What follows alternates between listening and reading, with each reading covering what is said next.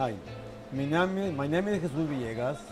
I come in here, Ramos, in 83, 84, and my first job I started working in the dairy, and then I worked in the dairy almost for 12 years, and then I started in 2000 in my first restaurant.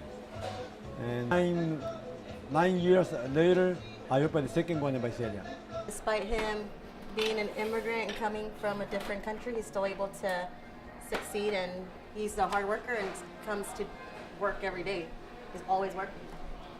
Well, like I said, he's a hard worker because he's always here. You know, despite him being the owner, he could have somebody else working. He still comes to work and he's here all the time.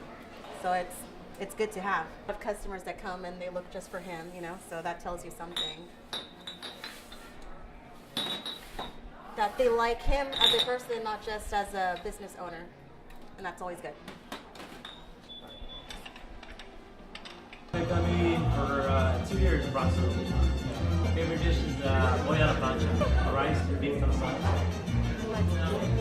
It's good. What's up? You should come, right?